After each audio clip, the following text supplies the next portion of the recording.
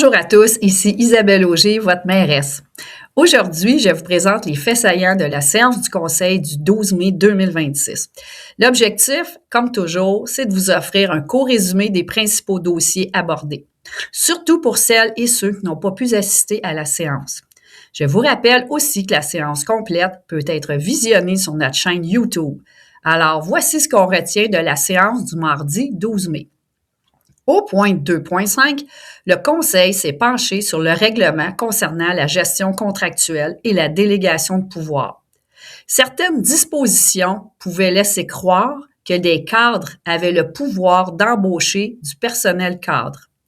Or, selon la loi sur les cités et villes, ce type de décision revient au Conseil municipal.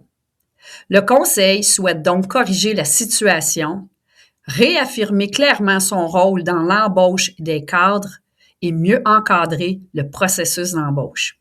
C'est aussi dans cet esprit qu'est prévue la création d'une commission des ressources humaines. Au point 2.7, le Conseil a adopté une modification au règlement de la tarification de la ville. Concrètement, 2 ajustements sont apportés. D'abord, on retire le tarif lié à la vignette pour le bac supplémentaire, puisque cette gestion relève maintenant de la MRC Montcalm. Ensuite, on vient préciser les règles pour la location des plateaux sportifs, autant à l'intérieur qu'à l'extérieur. L'objectif est d'avoir une tarification plus claire, plus équitable et mieux adaptée aux organismes du milieu. Par exemple, les organismes sportifs reconnus par la Ville pourront bénéficier d'une gratuité lorsque leurs activités s'adressent aux jeunes ou aux aînés. Pour les organismes non reconnus, certaines conditions particulières s'appliqueront. Au point 2.8, le Conseil a aussi adopté un règlement d'emprunt de 2,1 millions de dollars pour réaliser des travaux sur certaines rues de la Ville. Ces travaux serviront notamment à réparer des fissures, à corriger des fondations et des accotements endommagés, ainsi qu'à remplacer des ponceaux. L'objectif est simple, améliorer la sécurité et prolonger la durée de vie de notre réseau routier. L'emprunt sera réparti sur une période de 20 ans, ce qui permet de planifier le financement de ces travaux de façon responsable. Au point 3.1, il a été question d'une belle initiative citoyenne pour les personnes de 50 ans et plus. Pendant l'été, plusieurs activités régulières offertes aux aînés font relâche. Cela peut créer un vide pour certaines personnes qui comptent sur ces moments pour socialiser, bouger et maintenir des liens. 3 citoyennes, Mesdames Paulette Tremblay, Diane Verne et Marthe Roy, ont donc proposé les rencontres estivales citoyennes des aînés de 50 ans et plus, les RECA. L'idée est d'offrir gratuitement des activités sociales, culturelles et récréatives dans la salle commune du pavillon des jardins durant la session estivale. En rendant cet espace disponible sans frais, la Ville souhaite appuyer une initiative qui favorise la participation, brise l'isolement et contribue au mieux-être de nos aînés. Au point 3.3, le Conseil a appuyé une demande de l'École des 3 temps dans le cadre de la fête des finissants. Cette fête soulignera les efforts et la réussite d'environ 150 élèves qui terminent leur parcours du primaire. Pour contribuer à cette célébration, la Ville offrira 15 forfaits de 15 entrées pour les bains libres à la piscine intérieure. Ces forfaits pourront être remis aux élèves lors de l'événement. Au point 4.3, le Conseil a rendu une décision concernant un projet résidentiel sur la rue Mélanie. Il s'agissait d'une demande de PPC-moi. En termes simples, un PPC-moi permet d'évaluer un projet particulier qui ne respecte pas toutes les règles d'urbanisme habituelles, mais qui peut être autorisé sous certaines conditions.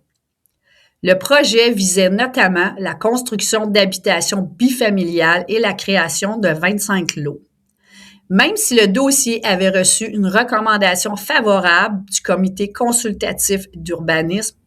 Plusieurs citoyens ont exprimé des préoccupations lors de leur consultation publique.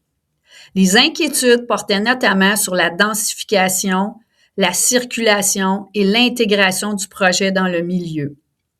Après avoir pris connaissance de ces commentaires, le Conseil a choisi de ne pas aller de l'avant et a refusé la demande. Enfin, j'en profite pour vous inviter à notre traditionnelle journée verte qui aura lieu le samedi 23 mai dans le stationnement de l'Opale. Au programme, distribution gratuite de paillis, de compost, de fines herbes et de fleurs annuelles. Vous pourrez aussi visiter les kiosques de nos organismes partenaires, avec entre autres de la vente de plants, de fines herbes et de vivaces. N'oubliez pas d'apporter votre pelle, vos contenants, ainsi qu'une preuve de résidence. C'est une belle occasion de poser ensemble des gestes concrets pour notre environnement tout en embellissant notre milieu de vie. Voilà pour les faits saillants de la séance du 12 mai. Merci d'avoir pris quelques minutes pour ce résumé. Je vous souhaite une belle journée et comme toujours, au plaisir de vous retrouver très bientôt.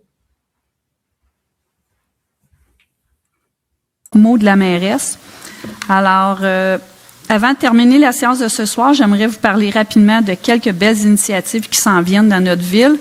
Mais avant d'aller dans cette direction, je voulais vous faire part que j'ai participé évidemment avec M. Richard au Grand McDon. Alors, bravo à M. Jason Marchand et toute son équipe. On a été vraiment impressionnés de voir les jeunes travailler là. Vraiment, ils sont rigoureux. Ça se parle avec respect. Moi, j'étais à faire la crème glacée, les McFlurry, puis les liqueurs, puis tout ça. Puis juste à regarder l'écran, les commandes rentrées, j'étais vraiment impressionnée. C'est une belle leçon d'humilité, puis bravo à tous ces jeunes. J'ai participé aussi à la revue de fin d'année pour l'escadron 879 Sir Wilfrid Laurier avec M. Richard aussi. Donc, on a des fins de semaine pas mal occupées. Un petit mot à ma famille, il sera pas long, je m'en viens, là. Alors, excusez, j'étais la présidente d'honneur, ils m'ont fait l'honneur de me demander d'être la présidente d'honneur et ils m'ont écrit un beau mot que je voulais vous lire. Madame la mairesse, merci sincèrement d'avoir accepté d'être l'invitée d'honneur à notre revue annuelle. Votre présence et votre soutien envers notre escadron et nos cadets sont grandement appréciés.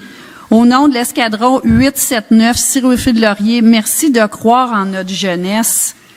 Alors, c'est signé capitaine Lynn Massicotte. Alors, merci beaucoup, Madame Massicotte, d'être là pour nos jeunes.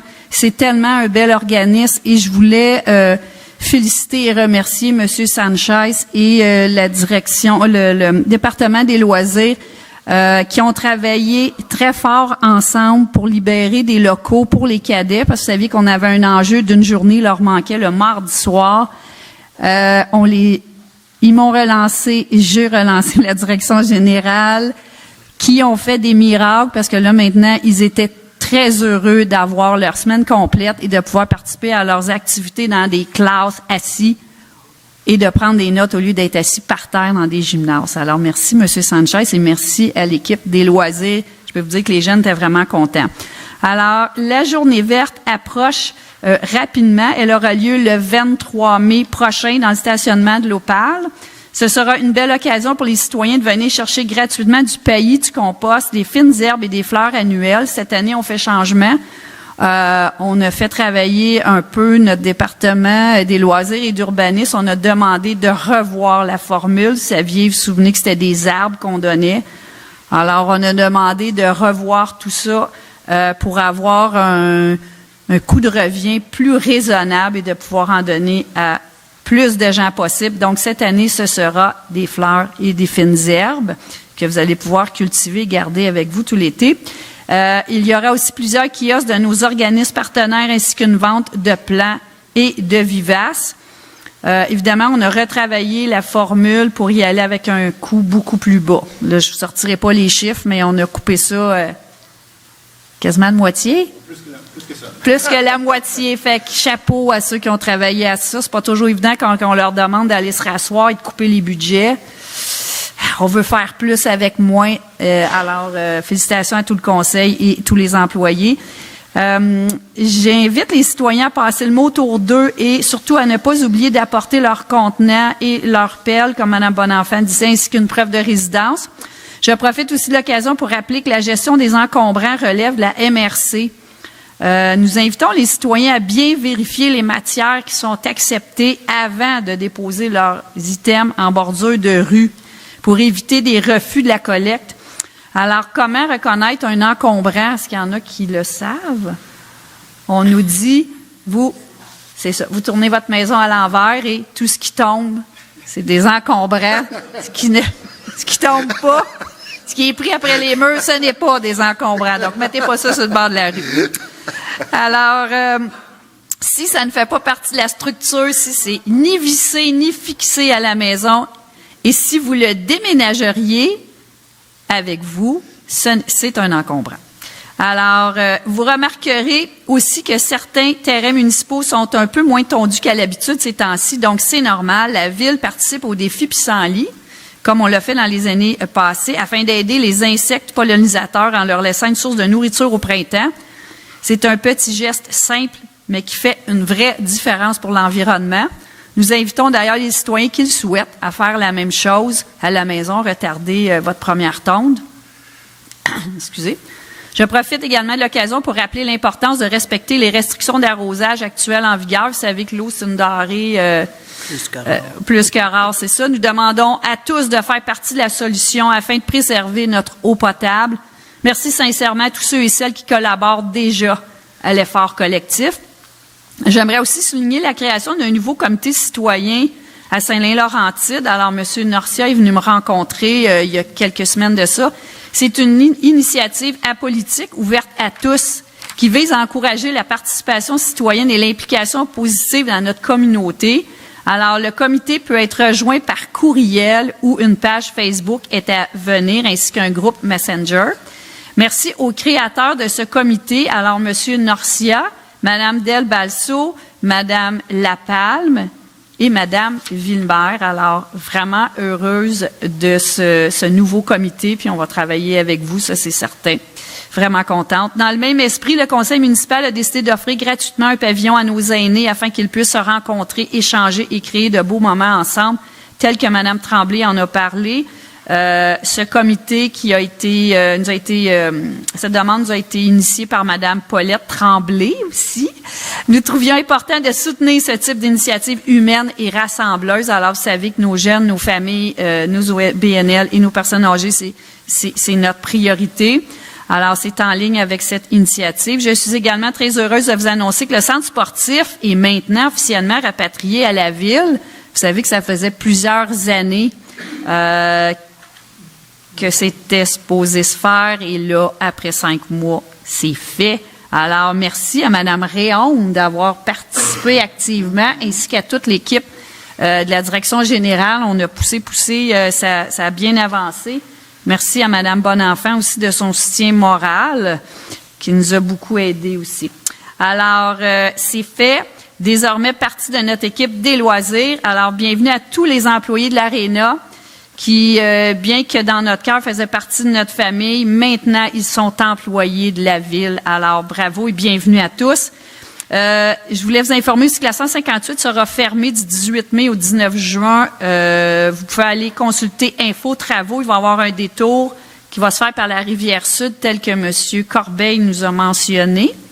Alors, sur ce, finalement, continuez de nous partager vos nouvelles, vos projets et vos bons coups. Sachez, vous êtes toujours les bienvenus à la séance du conseil et on apprécie que vous preniez le micro pour nous donner des suggestions et vos opinions. Nous aimons mettre en lumière ce qui se passe dans notre beau chez nous. Sur ce, je vous invite encore une fois à venir nous voir à la journée verte le 23 mai prochain à la salle Opale. On espère vous y voir en grand nombre.